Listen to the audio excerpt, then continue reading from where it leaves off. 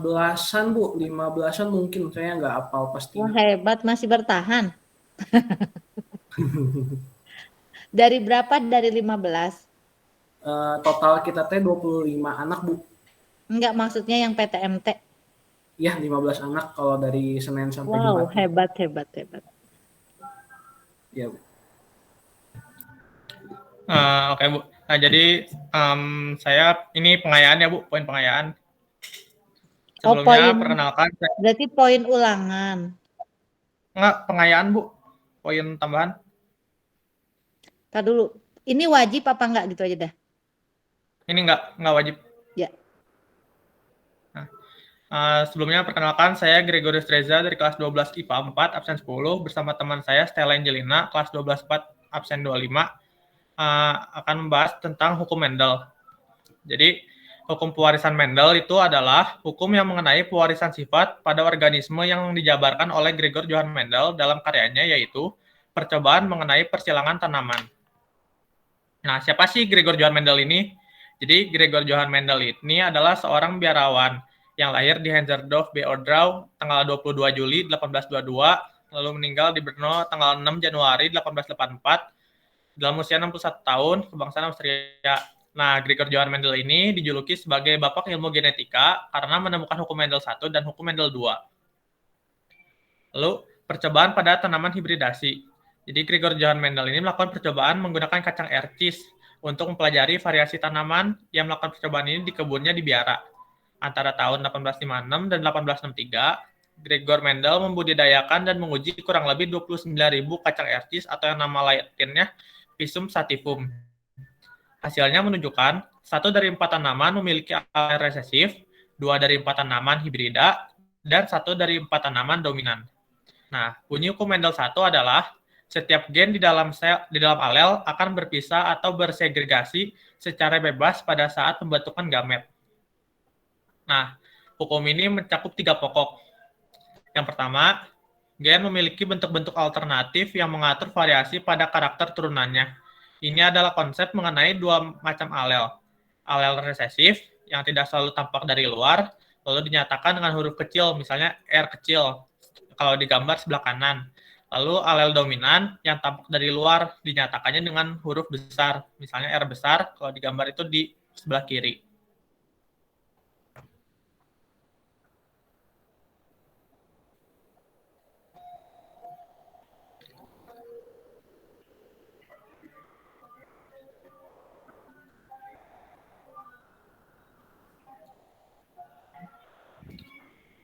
Selanjutnya untuk yang kedua, setiap individu pasti membawa sepasang gen, satu dari tetua jantan dan satunya dari tetua betina. Di sini dicontohkan bahwa si tetua jantan bersifat resesif, W kecil, berwarna putih, dan tetua betina berperan sebagai dominan, R besar, berwarna merah. Maka bisa dilihat pada gambar bahwa jika tetua jantan dikawinkan dengan tetua betina, maka keturunannya akan berdominan warna merah.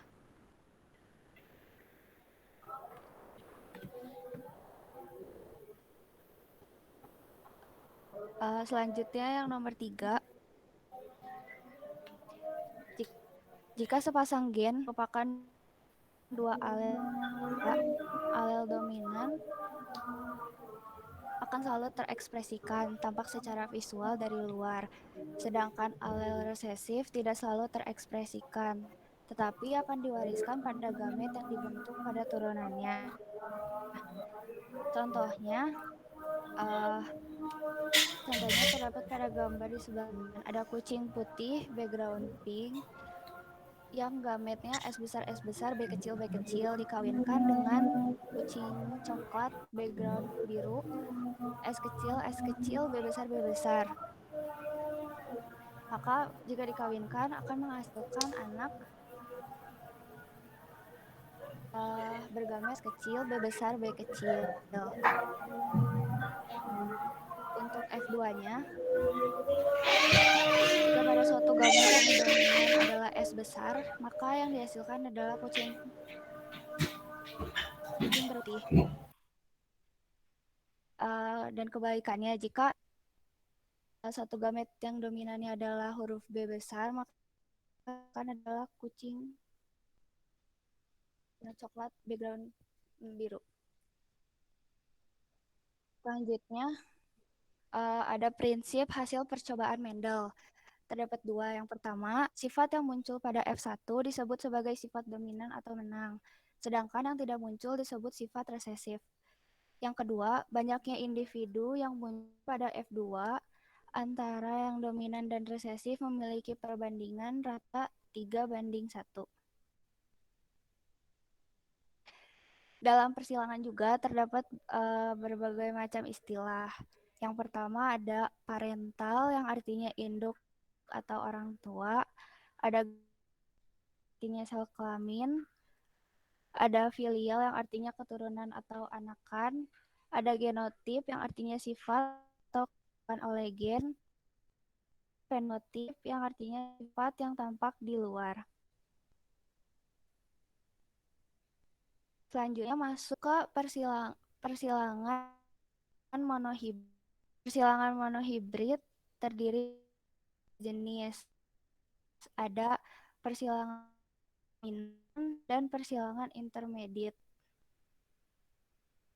Dominan adalah persilangan individu sejenis yang memperhatikan satu sifat beda dengan gen-gen dominan. Contoh soalnya di sini adalah kelinci berbulu hitam yang merupakan dominan disilangkan dengan kelinci berbulu putih yang merupakan resesif. Jika fenotip pertama 100% berbulu hitam, maka tentukan perbandingan fenotip kedua. Pertama kita tulis dulu parentalnya orang tuanya, yaitu H besar warna hitam dikawinkan dengan H kecil yang berwarna putih, maka akan menghasilkan H besar H kecil berwarna hitam. Lalu cari juga parental keduanya. Rumus P2 sama dengan F1 kali F1, maka H besar H kecil dikali H besar H kecil, maka menghasilkan F2-nya H besar warna hitam, H besar H kecil warna hitam, dan H kecil warna putih. Maka perbandingan F2-nya adalah hitam banding putih sama dengan 3:1.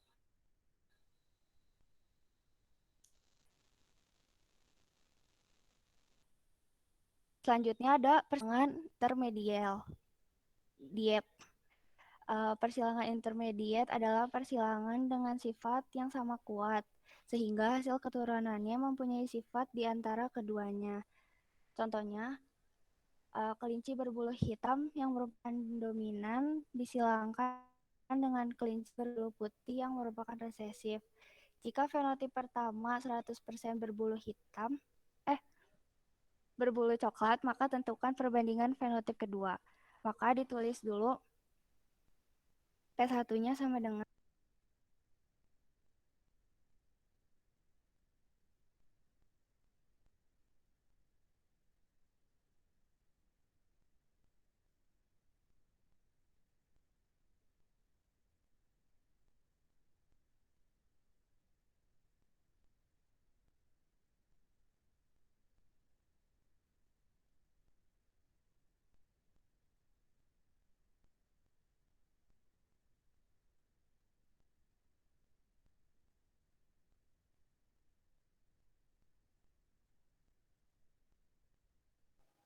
Kok suaranya di ibu nggak ada yang terakhir ke mute kali ya Stella?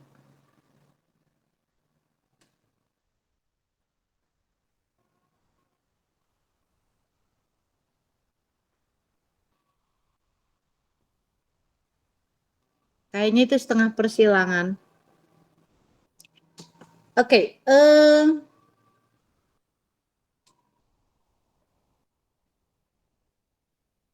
sebentar.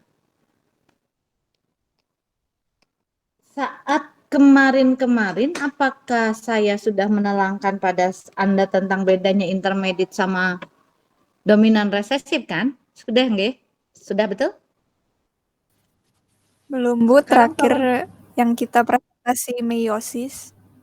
Tar dulu, berarti kelas Anda telatnya lumayan. Meiosis, terus dominan resesif belum, gimana cari alel belum.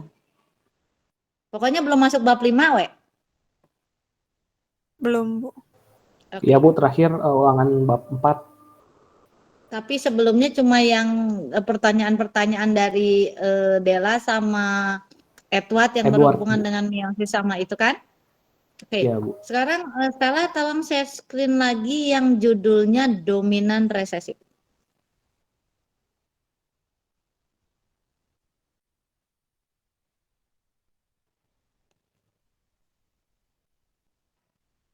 Halo Stella, tolong di-share. Anak-anak tadi ada genotip, ada fenotip. Apa bedanya? Jadi di tubuh kita itu kan ada kromosom. Nah si kromosom ini di alel-alel di lokus-lokus di tempat-tempat tertentu itu ada yang mengontrol sifat sebuah organ ataupun mengontrol sifat tertentu. Misalnya pada kromosom nomor 5, lokus yang di tengah sama kanan kirinya itu berfungsi untuk tinggi badan. Maka disimbolkan oleh para peneliti kita sebagai tingginya itu kayak gimana? T besar atau T besar T kecil? Atau dia pendek?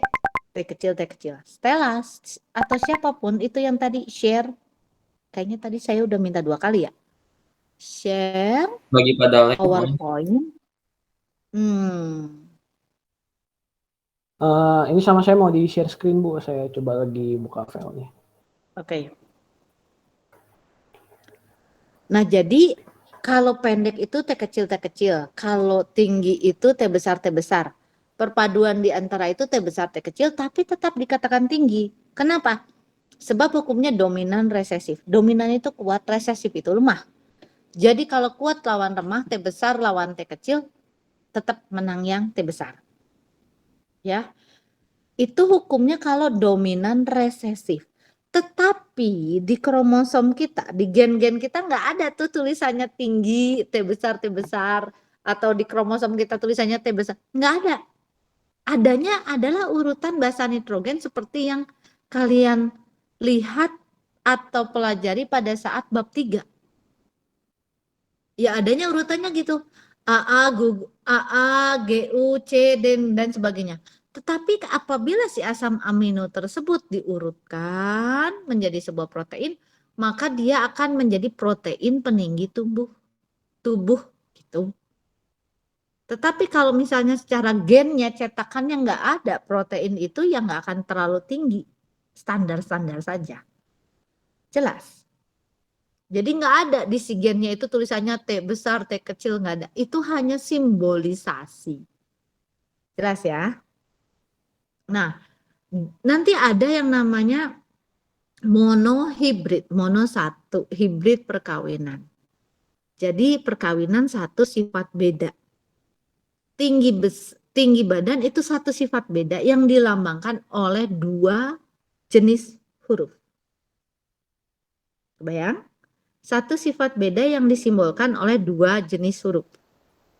Jadi kalau T besar atau T besar T kecil atau T kecil ini disebut satu sifat beda yang disimbolkan oleh 2 jenis huruf. Jelas? Terus.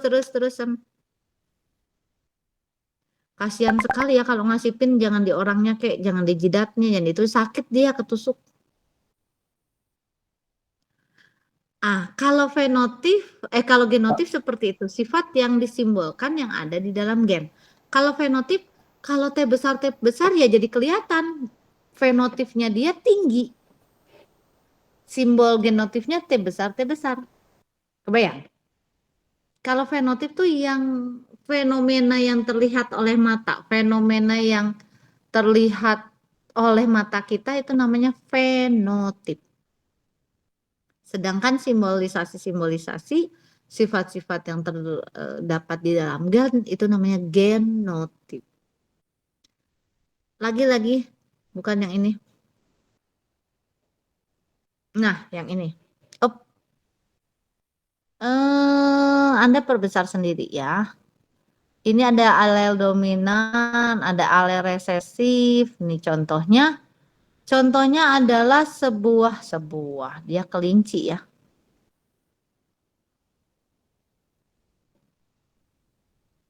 S-nya untuk apa tadi, Stella?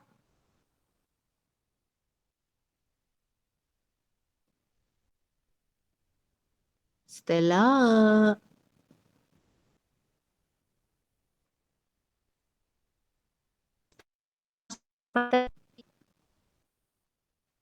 Sama Reza, Bu. Sama saya, Bu. Oh, Reza, S-nya buat apa, Kang?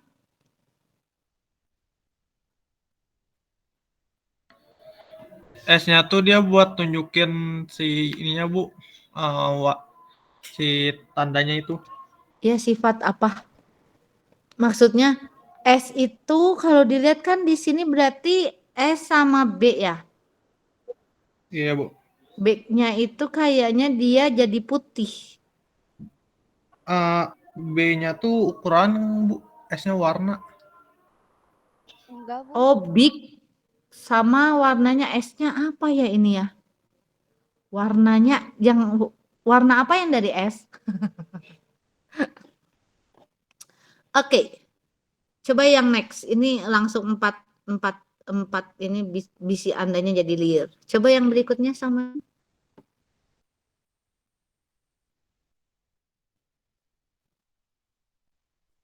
Oke, ini tadi sudah jelasin. Terus contohnya. Satu, tar.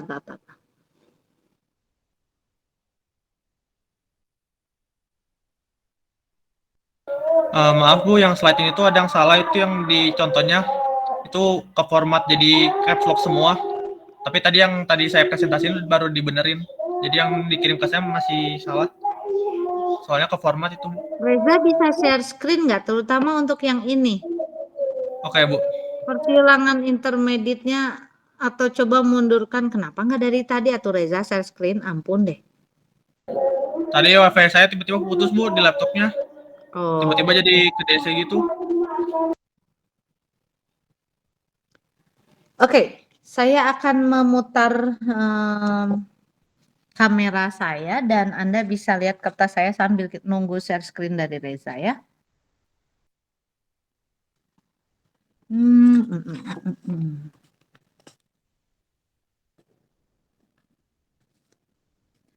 Sudah terlihat papan tulisnya anak-anak?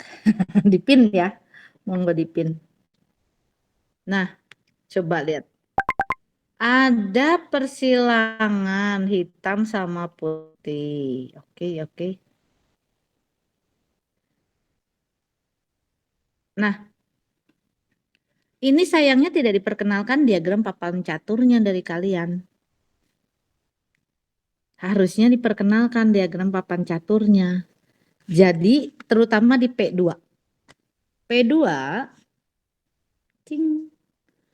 P2 itu kan H besar H kecil kawin sama H besar H kecil. Tuh. Cara cari gametnya ada. Nah, dengar ya. Cari gamet ada berapakah ada di parental. Kalau ini ada 2 berarti dua-duanya. Gini. Ya. Misal, ini misal Ibu nggak mau ngikut sama contoh yang di depan. Ibu pengennya H kecil temannya nih yang di sini. Berarti ini ada berapa jenis H?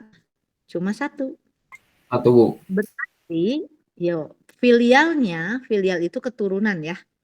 Berarti keturunannya ini dibuatin kotak, nak. Boleh yang sebelah kirinya ini berupa yang di kiri sini, dikasihlah dia H besar, H kecil. Harus bisa nulis Latin ya, supaya tahu H besar, H kecil. Terus karena ini cuma ada 1, H kecilnya kita begini ya. Ini H kecil. Kebayang? Jadi nanti ini H besar, H kecil, sama H kecil. Ini juga untuk menunjukkan agar Anda tahu yang namanya persilangan tidak harus menghasilkan 4 atau 16 keturunan. Tidak harus tergantung sama keturunannya. Ini hitam. Ini putih. Tuh. Betul, Bu.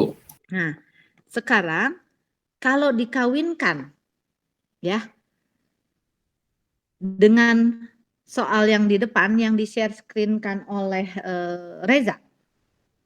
H besar H kecil kawin dengan H besar H kecil jadinya 4. Kamu bisa ngerti ya sekarang ya dari mana 4-nya ya. Karena masing-masing si gametnya H besar, H kecil, yang satunya juga sama. Berarti 2 kotak ke kanan, 2 kotak ke kiri, betul? Betul, Bu. Nah, ini yang ngomong betul-betul syukurlah sudah mengerti, kalau yang lain nggak tahu. Jadilah hitam, hitam, hitam, putih. Kenapa? Karena ini prinsipnya dominan resesif. Kalau dominan resesif berarti si H besar itu 1. Nah, nih. Kalau dominan resesif, H besar, strip atau titik apapun ini pasti hitam. Wajib. Sekarang slide berikutnya. Kalau hukumnya intermediate, tidak akan jadi kayak gitu. Perhatikan. Perhatikan contohnya, silakan perbesar sendiri ya.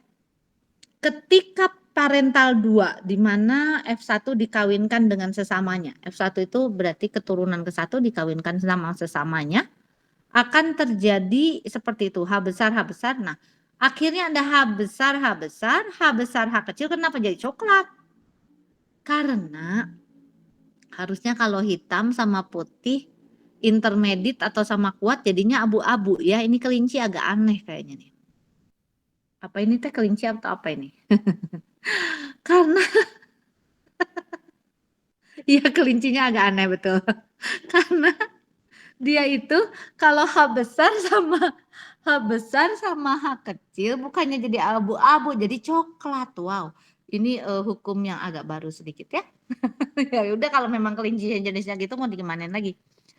Tetapi ini pasti apa ya namanya? Ini yang namanya dominan resesif. Ada lagi nggak contoh lainnya? 3 menit nih, Ibu lihat ya. Yang contoh lainnya adalah bagaimana intermediate di sebuah bunga. Kalau hukumnya dominan, nah nih. Sebuah bunga berwarna merah dikawinkan dengan sesamanya. Ini parental. Kalau yang lain tuh Bu pakai papan tulisnya digital, Ibu pakai kertas. Nggak apa-apa lah, sama aja, ya kan? Hanya apakah pulpen saya cukup terlihat oleh Anda anak-anak atau kapan-kapan Cukup, Bu. saya Jelas, pakai Bu. spidol karena oke. Kalau maka gametnya, yuk siapa yang bisa ini gametnya? M besar, Ini M ada 2 kecil. macam. Karena ada 2 macam, berarti harus ditulis keduanya. Begitu? Sama, Bu. Berarti F1-nya pakai diagram papan catur. Betul. Yang ini taruh di sini. M besar, M kecil. Di sini M besar, M kecil. Oke? Akhirnya nanti di sini M besar, M besar, M besar, M kecil. Begitu? Bu, nggak salah nulis? Nggak. Kalau huruf besar duluan baru kecil. Padahal kan dari tadi dari sini, Bu. Iya, tapi harus dari besar duluan baru kecil. Terus kalau udah begini. Kalau hukumnya ini dominan resesif, maka yang terjadi perbedaan adalah di rasio fenotip. Kalau dominan resesif, maka akan menjadi begini. M besar, M besar, M besar, M kecil, M kecil, M kecil. Ini akan jadi merah. Oke. Tapi kalau hukumnya intermediate disebut biasanya dominan tidak penuh atau kodominan, itu sama saja intermediate, maka M besar akan jadi merah. M besar M kecil jadinya pink. Nah, ini bunga yang agak benar berarti. Ini putih. Kebayang anak-anak? Kebayang tidak? Terbayang, Ibu. Nah, Terus Kebayang, Bu. sekarang maaf ya, Angelusnya dalam hati sendiri-sendiri ya. Kita ngejar waktu. Nah, sekali lagi nih. Ada yang itu gametnya cuma 4 biji. Sekarang ada individu gini nih.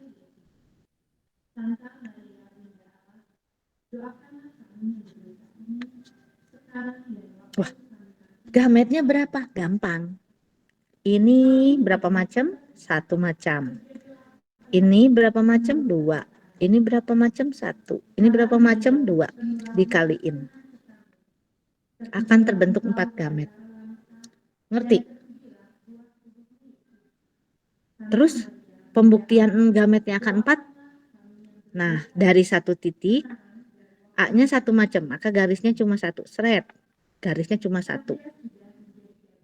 B-nya berapa macam? B-nya 2 macam. Berarti akan membelah jadi 2.